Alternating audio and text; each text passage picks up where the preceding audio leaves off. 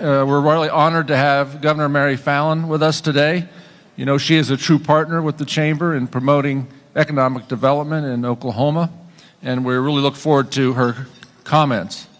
First order of business, I'd like to thank Cox Communications for their sponsorship, or being a signature sponsor, and Percy Kirk, the General Manager of Cox Communications, is with us today to say a few comments. Percy? Thanks, Mr. Chairman. We appreciate you joining us today for this lunch.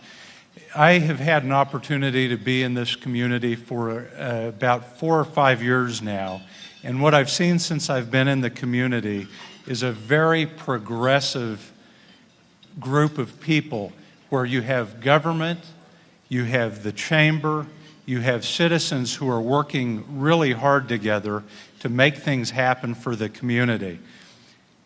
It just doesn't happen. As I've been in other communities, you don't see this everywhere. So I appreciate, our company appreciates what you do, because by being involved, what you do is you move the community forward. And I'd remind, it doesn't happen without great leadership. I'm looking forward to the governor's speech. We appreciate the leadership of Mayor Cornett and the City Council. And just want to remind everybody to vote on March 4th. Thank you, Pete. Thank you, Percy. Thank you again for Cox's sponsorship today. The Chamber hosts 2 chairmen's lunches and forums during the year to provide, again, a forum for the governor, and secondly, to provide a forum for the leaders of the legislature to share their perspective with the business community of the key issues affecting our state and region. These events underscore the importance the Chamber places on a constructive dialogue with our elected officials. It stresses the importance of an informed Chamber membership, as well as the importance of your involvement in our political process. While the Chamber is an effective voice for the business community, your dialogue with your elected representative can make a difference between our success and failure. We are now 10 days into the 2014 legislative session with more than 2,000 bills under consideration. It is vital that the business community's voice is heard at the state capitol. The Chamber's mission is economic development. All of our efforts and programs are focused on this mission. Throughout the legislative session, we will work with the governor and all of our legislators to protect and strengthen the business climate in our state. This is important work, as several of those 2,000 bills under consideration that I mentioned earlier will undermine our collective efforts to bring business to Oklahoma, protecting key tax incentives, protecting the Common Core standards, protecting biomedical research, the funding of vital infrastructure programs, bridges and roads, and protecting the state's financial position, such as promoting actions such as pension reform, remain priorities of this Chamber. Success on the Chamber's legislative priorities depends upon us working together to achieve our goals. In your programs, you will find information on a number of resources the Chamber offers to help get you involved and keep you stay up to date during the legislative session. I hope you'll utilize these resources to remain informed about the events taking place at the Capitol and engage in the political process. One item that I'd like to bring special attention to is the Chamber's Political Action Committee. The PAC was established 4 years ago, and through funds raised has helped elect 76 candidates who stand for Oklahoma City's key business issues. This November, we'll hold important elections for our state, and as Percy just mentioned, March actually is an important election for our city. So March, what's that date again? March 4th. We got to get that into our collective consciousness. Please get involved. With your help, we can elect and re-elect candidates who stand on issues such as economic development, lawsuit reform, transportation, funding, and other critical issues. Please review the information at your seat about our PAC and learn how together we can further the goals of the business community. Now, please enjoy your lunch. We'll begin our program shortly with the governor joining us. Thank you very much. Yeah, a great crowd here today. Thank you so much, Pete, for that very kind introduction, and thank you for your leadership of the Oklahoma City Chamber, and also for all that your team Roy, especially your team with the Chamber and putting together this great event. Looks like you have a wonderful attendance today, and we appreciate the opportunity to be able to come and visit with you about some of the important issues facing our state and talk about Oklahoma City in particular and the great accomplishments there. And as I looked at the Oklahoma City Chamber's agenda, and certainly some of the agenda items that Pete mentioned in my bio, I see as all the Chamber members, the private sector business people that are represented here today as the Oklahoma team, the Oklahoma jobs team. We're all here to promote our great state, to encourage its growth and development, and to help make Oklahoma City and the whole state of Oklahoma a great place to live, work, invest, and raise a family.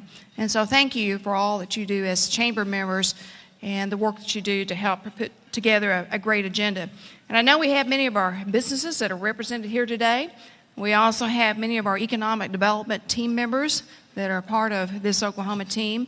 And elected officials, thank you for joining us. And I even saw a couple of my cabinet secretaries that have joined us here. Thank you all for coming and being a part of this. You are truly Oklahoma's job team and our team that will help bring more prosperity to our state. And those of you that are in the private sector, I want to just compliment you for the innovation, for the investment, for helping us build a stronger economy, not only here in Oklahoma City, but certainly throughout the state. And we in state government and in the local governments that are represented in this room today, our job is to support you and what you're doing with your private sector companies and industries and sectors to help you be more successful or more prosperous. And there's a lot of good news that have been occurring in not only Oklahoma, but certainly in Oklahoma City. And in particular, I'm pretty proud right now of the Oklahoma City Thunder. I'm looking forward to seeing the Thunder make it to the playoffs. We're excited about that. And not only is the Thunder on a roll, but frankly, Oklahoma City is on a roll. And it's because of the hard work in this room.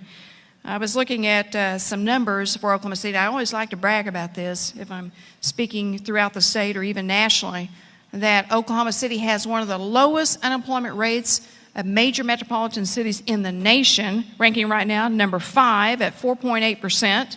Congratulations, Oklahoma City. And I want to congratulate Mayor Mick Cornett. Mayor Cornett's doing a great job in the city council and all the business community. And if you look at Oklahoma City and even the businesses that are in the cities like Devon Energy and certainly Chesapeake and American Fidelity Insurance, who have all been recognized yearly, just for many, many years, as some of the best places to work in the industry in the United States. That's a great compliment to many of our Oklahoma companies. And major international companies are even keeping their eye on Oklahoma, just like the great announcement that we had just last fall with GE, General Electric, developing, I should say, a global international energy research center in Oklahoma City, adding hundreds of jobs, a major investment to support our great energy sector in our state. And by the way, we worked on that project for probably about a year, and it came down to 5 different locations. Even Munich, Germany was in the running list for that. I think Denver, New York, Oklahoma City, Austin, Houston. And in the end, it came down between Austin, Texas, and Oklahoma City, and we beat Texas once again.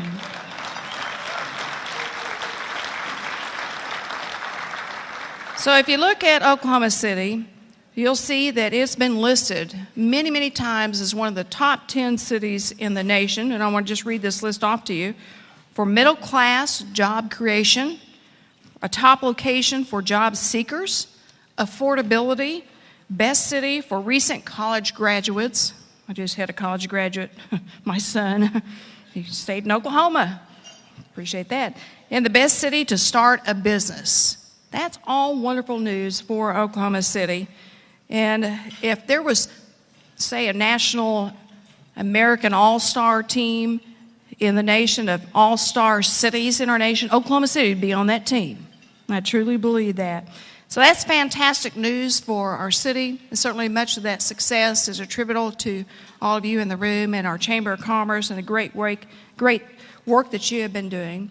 But I also want to say that our state is performing well. And it hasn't always been an easy job. If you look back to the great national recession that our nation came through, our state came through, and the tough times that we went through beginning in 2009, 2010, even 2011 when I took office, it was a pretty tough go for our state. We had some tremendous budget shortfalls in our state. And if you'll remember back to that time, our unemployment rate was 7.2%. It was pretty high for Oklahoma as a state. And today, I'm proud to say, because of the pro-business reforms we've been enacting at the state capitol and making government more efficient and effective, and yes, Pete, standing up to the federal government and their intrusion into our businesses, I do believe in that. Now our unemployment rate in the state of Oklahoma is moved from 7.2% down to 5.4% for our state. Great news for us. And our Oklahoma families are doing much better. One of my big issues is helping improve the quality of life for all of our Oklahomans and to help them raise their income levels. And so because of the pro-business reforms we've been doing since January 2011, our per capita income for a family has grown by 6.3%, beating the national average by 44% and making us number 2 in the nation in per capita income growth for our families. It's good news for our state.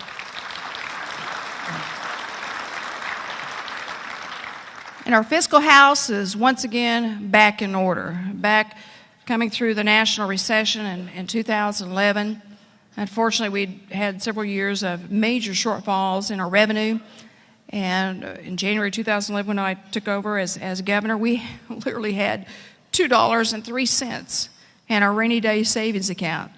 And it was not good, because if we were to go through another national recession or have some type of major natural disaster in our state, we wouldn't have any money to take care of that. But we worked very hard over the last couple of years to put in place pro-growth, pro-jobs reform.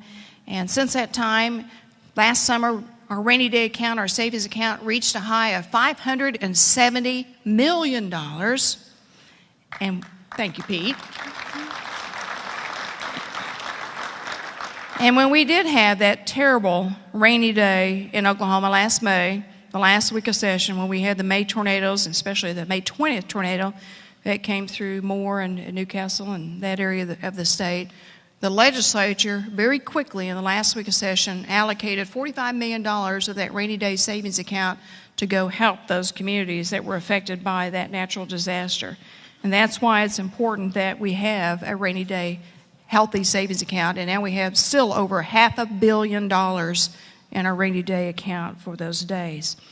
Last week I had the opportunity to address our legislature during the annual, my fourth actually, State of the State address in the legislative session, and I told the legislators, and I know they're in agreement with this, that we have to continue our plan for job growth, job retention, and also for helping develop more prosperity in our state. And there are a lot of different things that help make our state more attractive to business and investment. And one of those things, and I think is very important to helping us be a state that makes it on a list for a GE or Macy's that's looking like they did in Owasso to add almost 2,500 jobs up in that area, is they look at not only right to work, which we've done, our lawsuit reform, our workers' compensation reform, but they also look at our tax structure in our state. And so we've gradually been working on lowering our taxes so we can be more competitive with states like Texas, states like Kansas, who lowered their income tax dramatically last year. And I still think it's one of the most important things that we can do is have responsible tax cuts when it's appropriate for our state, and to give our Oklahoma families more money to be able to put in their own pocket, because they turn around and spend that money. They spend it back at our different businesses in our state and invest, and people and businesses invest that money also, and helps us attract more jobs and more companies that look at Oklahoma. And historically, if you look back over the years that we've had tax cuts, whether it's been through the Keating administration or even the Henry administration, which had a tax cut, you'll see that we can still fund government. When you have a national recession, that causes some hiccups and some things, but we can still fund government, and it should be a priority to fund essential services in government, but we can gradually, responsibly lower income tax rates, because from the time Keating dropped the income tax rate down from 7% down to what it is today at 5.25%, we've had over $1 billion of new revenue growth in our state. And that fact gets lost many times by those who want bigger government and higher taxes in the state of Oklahoma. But I do believe that responsibly lowering the income tax is a way that we can not only help keep our jobs, but also attract more jobs. In fact, since January 2011, we've created over 63,500 new net jobs. That's even making up the jobs that we lost during the national recession. And now we're one of the top 10 states in the nation for net migration of new jobs and people moving to the state of Oklahoma. And that's where we want to be. And one of the ways we can continue to ensure a brighter future for our state is focusing on our workforce and focusing specifically on education. Education is the key to success. Chancellor, I see you out there nodding. Thank you for that. And our chancellor's done a great job. But education is the key to success. We need to have a highly skilled, educated workforce in the state of Oklahoma. And I do believe, like many of you believe, that not only is the resources that we have in our state critical, but it's also important that we empower our students and we empower our communities and we empower our parents on education and education reform.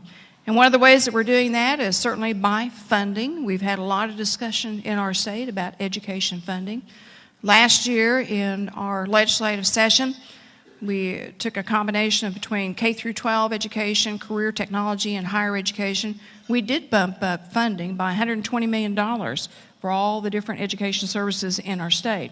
This year in my State of the State speech, and in my budget, I put in another $50 million to go towards K through 12 education in our state because it is very important for us.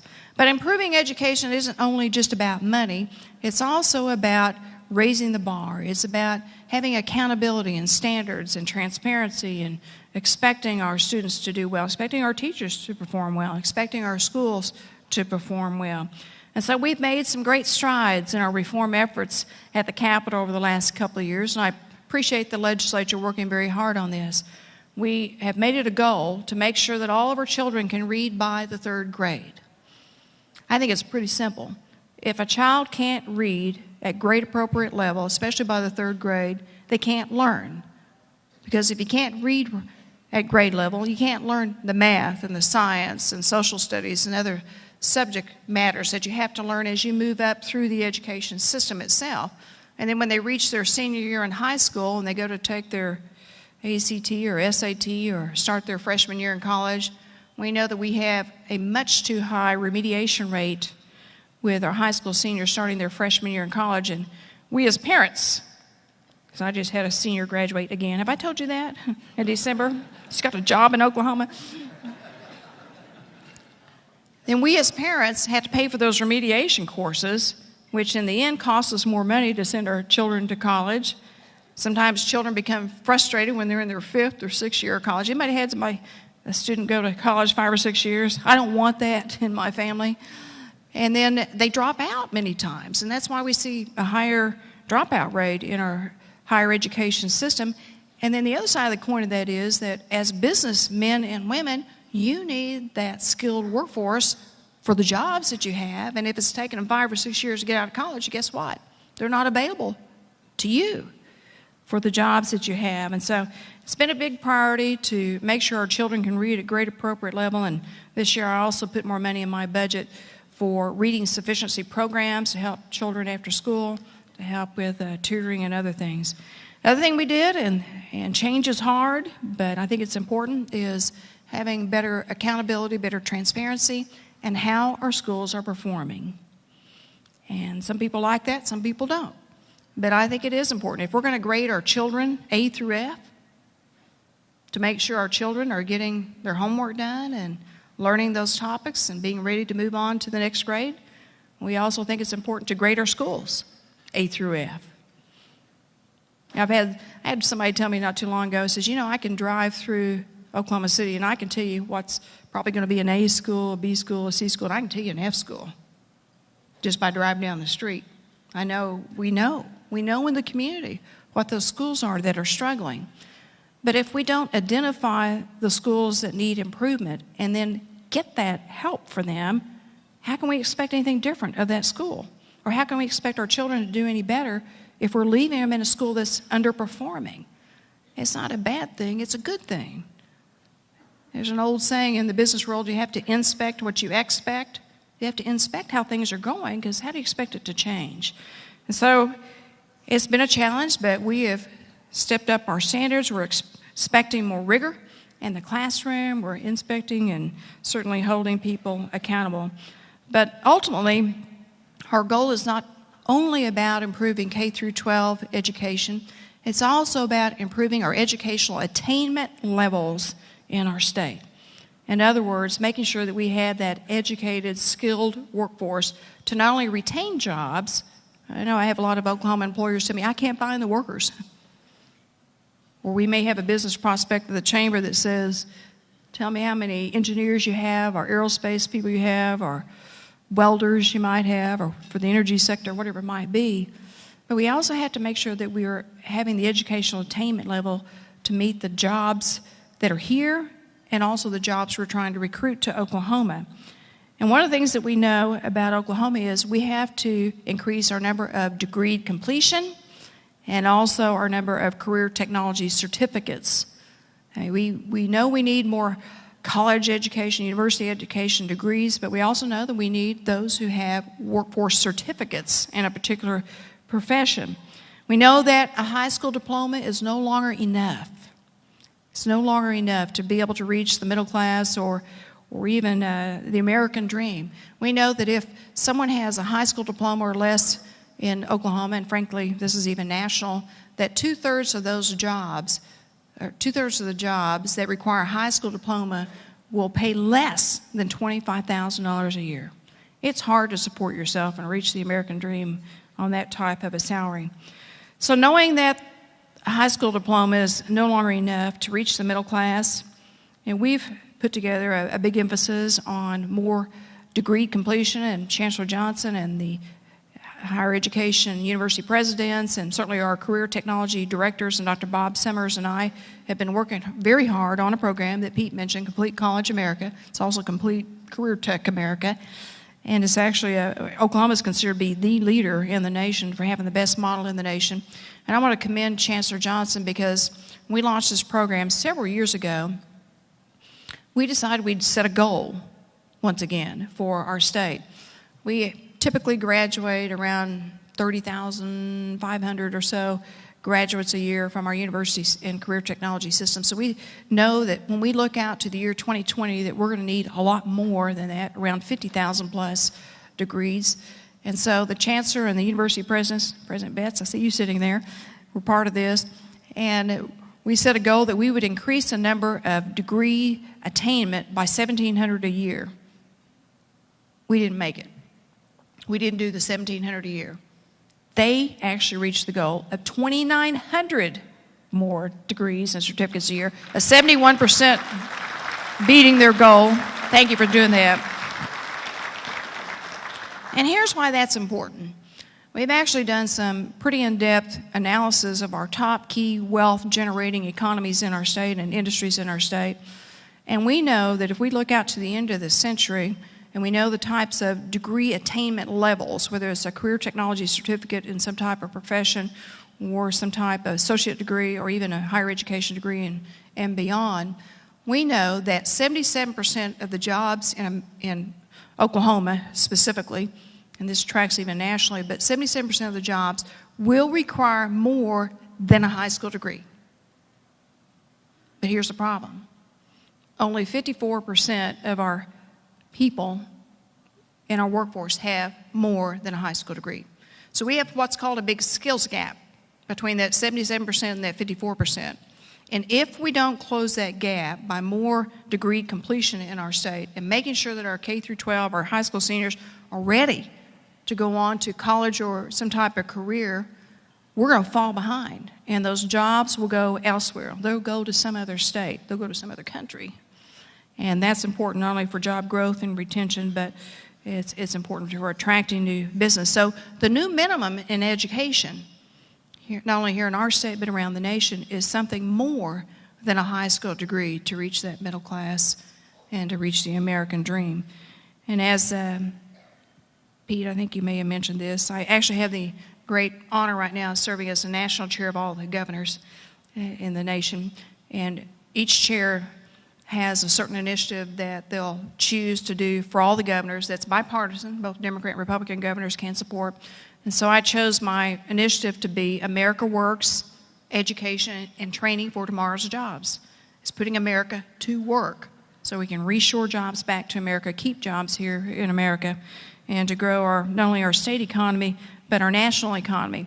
And so over the past year during my chairmanship, I've held 2 national summits in 2 of the regions of the United States and brought in governors, educators, the private sector, businesses, commerce secretaries, secretaries of education, chancellors of higher education, Chancellor Johnson and Secretary Summers, Secretary Parman, and all of them have been to these different summits.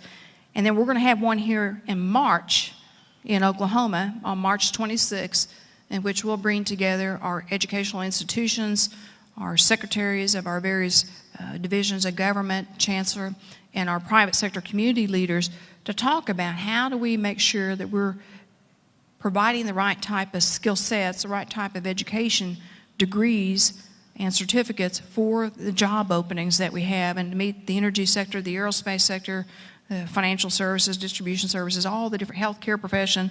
How do we meet those types of jobs? And then 2 days after, the following 2 days, on the 27th and 28th, I'll have other governors that will be in Oklahoma, and we'll have a national summit here. And this isn't just a problem in Oklahoma, but it is a problem around the whole nation that other governors are focusing on, and it'll continue to be a big issue that I'll work on, because we've got to have a better educated workforce and have better paying jobs in our state. And talking about education in schools, there's been a lot of debate, and certainly after the May 20th tornadoes, about how do we keep our children safe, our teachers safe, our school system personnel safe in the time of disasters. And not only at the time of tornadoes, but even in times of possible dangerous intruders who might come into a school with a gun. And we certainly suffered a horrendous loss last May when the May 20th tornado struck the Plaza Tower schools, and we had little ones that were lost during that time, and certainly other Oklahomans that were lost during that time too. And I do think it's important that we step up our efforts as a state to protect our children and protect our schools.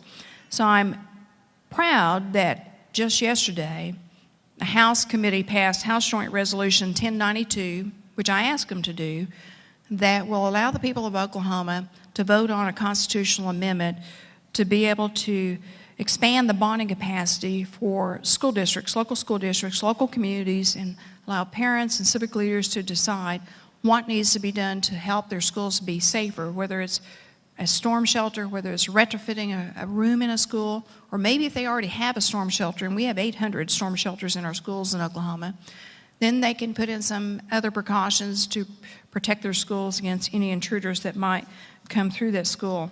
I think it's important that we do that and allow the local school districts, which already bond for local school bonding to build schools themselves. That's where schools are built from, to have a responsible plan for safety and security in our schools without forcing. By the way, the House voting to send it to a vote of the people does not force new taxes on people. It does not put any new mandates on people, but it allows local communities, local parents, local control of school districts to decide what they need, because each school, each city is different and has their own unique, different needs. And I think that will help even further make Oklahoma a great place to live and work and to be able to raise a family. So I'm extremely pleased that the legislature took quick action on that yesterday, and you might want to mention that. And I was also pleased to see just this week, when there were some bond issues voted on across the state, that Norman bonded their schools and for technology updates and also for storm shelters in 6 of their schools, and their bond issue passed by 86%. And so people will step up and take charge and make the right decisions when given the opportunity to do that. Midwest City, Del City Schools also approved a $10 million bond issue to support safety and security in their schools and technology, and I think we need to take that very seriously. Now, moving forward, I want to talk to you for a few minutes about our health care and our health outcomes. And Bruce Lawrence is here with Integris, and very important part of this Chamber of Commerce. As I've said before, I still believe, but I think a lot of Americans, a lot of Oklahomans agree with me, that Obamacare is unworkable and unaffordable. That's why we keep seeing delays, another delay yesterday. We keep seeing cost estimates going up. There's an article in the paper this morning about Oklahomans that signed up but hadn't paid yet to be able to join into the federal exchange for Obamacare. And that's a big concern. Health is a big concern for our state. As you know, I've chosen, and the legislature has chosen, not to expand Medicaid in our state because the system's already broken. And it's been estimated over the next decade that it could cost the state of Oklahoma $850 million in new costs. And by the way, we're anticipating new costs this year with just Obamacare going into effect. But all that being said does not mean that we don't think it's important to improve access to care and also to improve the health and the health outcomes of our state.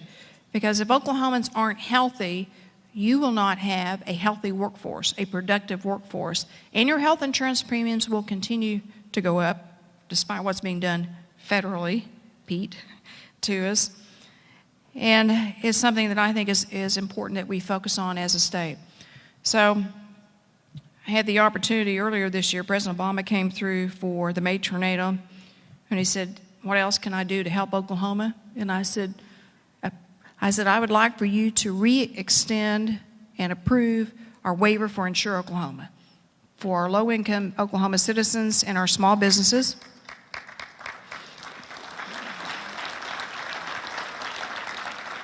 We had received notice, I think it was last April, that they were going to discontinue Insure Oklahoma, which had been in effect 8 years, a very successful program to help low-income small businesses be able to provide insurance at a very affordable rate. And lo and behold, we actually got approval, another year extension on that. So my goal is to make Insure Oklahoma a permanent program, and I'm going to keep pushing on that, and hopefully we'll be able to get that done, and hopefully they'll be able to see the light that there are some innovative programs being done in the states. If given the opportunity, we can help innovate, create, solve a lot of our own problems in our state and be able to provide better health outcomes.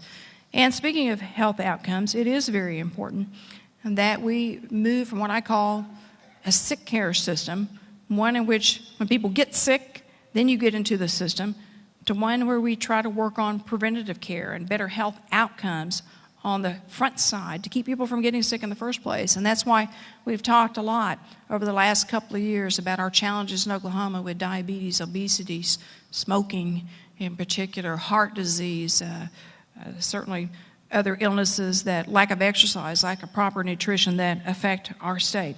And to encourage Oklahomans to be responsible.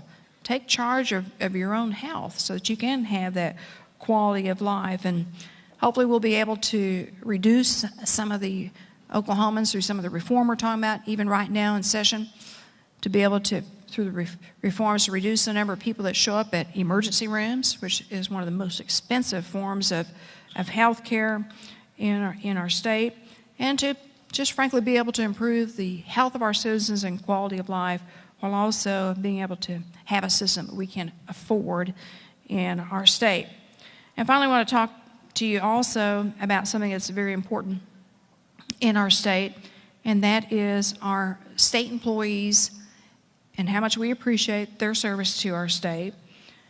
And a discussion that we're having at the Capitol, which I think is very important to Oklahoma's future because it deals with our financial stability, especially with our pension systems. And it is an issue that's long overdue, that needs to be addressed, one that's difficult to address, but one that's important to address in our state. We have an employee pay system and a benefit structure in our state that is a mid-20th century pay system and pay structure and benefit system. And we think that it's important to rebalance how we take care of our state employees, appreciate their service, be able to help adjust the pay of those state employees who are not competitive with the private sector, but also have a modern pension system so that those state employees will want to stay in state government and to be in a 21st century type of pay and pension and benefit system itself. And so I know the legislature just this week, the Senate passed a pension reform bill that would move our state for new hires only, of state employees to what's called from an outdated defined benefit plan to a defined contribution plan to a more portable, flexible 401k type pension system, because we know on the average now that state employees stay on the job about 5 years. And if we had a more modern pension system, we think we could attract and retain good state employees. They would have a benefit plan that they could take with them should they choose to move to some other job, and frankly just be able to attract good quality state government. And that's important because Oklahoma City is the capital city. It's where we have a tremendous amount of state employees that work. In fact, I think Oklahoma City may be our largest employer, or state employees may be our largest employee group. And how we compensate and how we treat our employees directly affect and impacts our economy, our state economy, and certainly the quality of services that we receive. Now, talking about our capital, one of my other pet peeves that you probably have noticed is our need to fix the state capitol.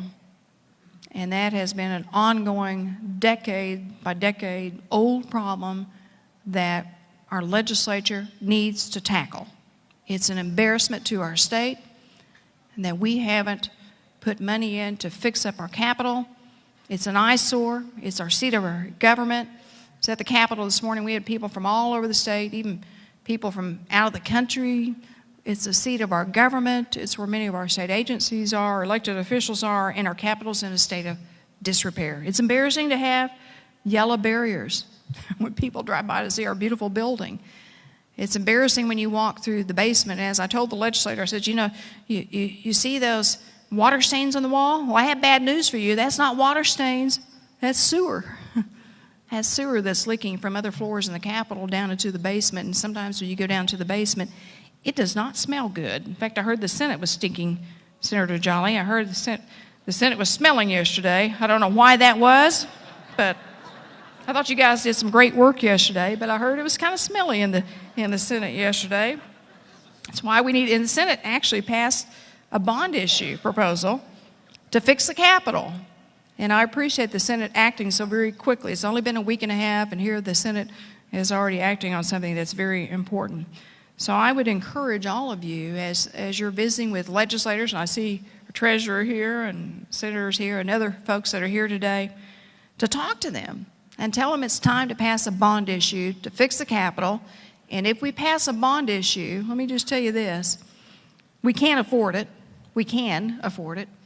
And then that money that we will have by not just paying as you go, we can put towards education and health care and roads and bridges and corrections and other important needs of our state. Now, here's the reason why it's such a good time. First of all, interest rates are low. We all know that. Secondly, 41% of our state's bond indebtedness comes off the books. It's paid off by the year 2018, and 86% of all of our state's bond debt comes off the book in the next 13 years. So we can't afford it, but we can't afford to continue to let the Capitol fall apart because it's going to cost us more. It's just like a house. If you have a leak in your roof or a foundation problem or your sewers leaking underneath your foundation like it is at the Capitol, it's going to cost you a lot of money if you ignore that for decades. For decades, and that's what's been happening. It's the people's house, and it's not an extravagance to fix up the building. It's our responsibility. It's our responsibility as Oklahomans. So, thank you. I appreciate that.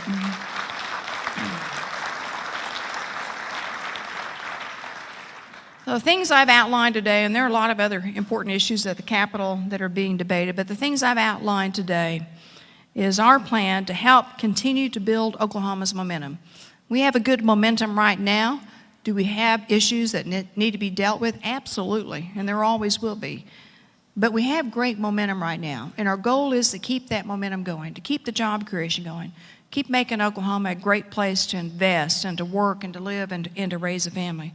Help Oklahoma be a place that protects its children during times of disaster and give them the necessary tools to not only protect them but to be successful in getting an education, a quality education, so they can enter into the workforce or go on into a higher education type of degree itself. And frankly, even to demonstrate that Oklahoma government can be responsible, that we can be smaller, smarter, and efficient, and eliminate waste in state government through some of the programs, Pete, you were mentioning, through our CNG natural gas initiative on our cars, to our new energy efficiency program that we launched, passed in the legislature.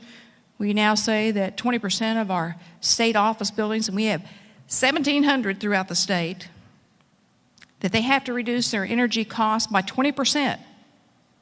It's energy efficiency, and we can do that in our state. But we can help government be more efficient and effective, and we can show Washington that it can be done differently. Oklahomans have had a long history of working together, of collaboration, cooperation. Debate is good because that's when we decide what's good ideas, what works, what doesn't work. And with all the people in this room representing all the many different private sector industries, with our elected officials that are here and our civic leaders that are here, I have no doubt that the next chapter in Oklahoma's history will be even better. Thank you for all that you do. Thank you for the Oklahoma City Chamber.